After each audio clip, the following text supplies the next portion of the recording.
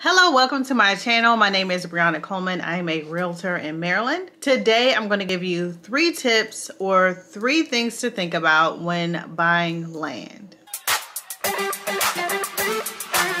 So let's get right into it. It's becoming more and more popular that people are buying land, acres and acres of land, and they're wanting to either build a home on it, put a tiny house on it, or maybe a manufactured home, or they may have plans to buy land, build a home, and then have their kids or grandkids live on that land. So here are some things you need to think about.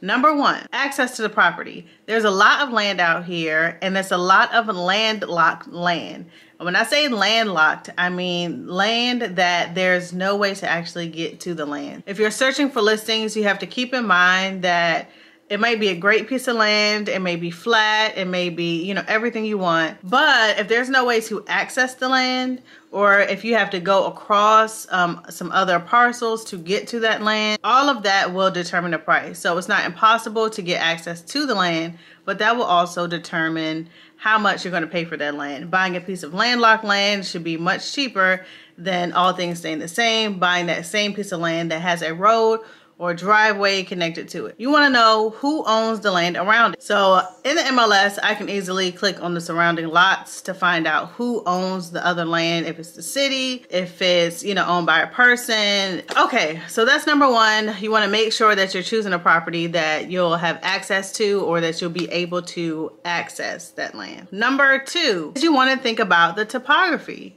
Say you want 20 acres of land. You don't always have to walk that whole 20 acres first before you decide you want to go out there. So I have software that I use that will give you a better idea of what the topography of the land looks like. You can see where it's flat, you can see if there's a hill, you can see if there's a creek running through the land. And a major thing you want to look for is wetlands. I had someone contact me about a property that they loved, and when I looked it up, half of that lot was wetlands. It was already, a smallish kind of lot. It was maybe about an acre or so. Half of that lot was wetlands, and you cannot build on wetlands. Even in my neighborhood, I have homes that are already in a wetland area, or half that lot, or maybe even the whole lot is in a wetland area, but there's already an existing home. But you cannot build a new home on an area that's considered wetlands. And yes, people buy land all the time and do not know this. That person in particular that I spoke to, she had no idea what I was talking about, and I looked up the property that she purchased, and she's like, oh, well, look up this property that I purchased, last year. So she got really lucky that that property was not on the wetlands. I looked at the property that she already had up, so she felt really lucky that she didn't have that problem. Not saying that, there's so much wetlands all over the place, but depending on your state and city and your location, you really do have to worry about that. When I say wetlands, wetlands does not mean swampland. You can't automatically tell just because, it looks like a dry area that it's not wetlands. Sometimes just by having water next to it, that could be an indicator that you need to check and make sure that lot is not located in an area that's considered wetlands. All right, so that's number 2. Think about the topography. If there's water going through it, the land, trees, if you're going to have to clear trees. In between those trees, if there's enough space to put a house or the house size that you want, and the trees still provide shade, or if it's just all trees. If you're buying a forest and you'll have to clear a spot for a house.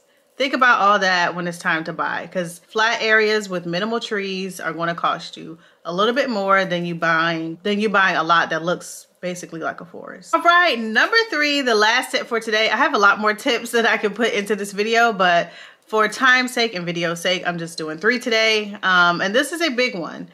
Last tip is percolation testing.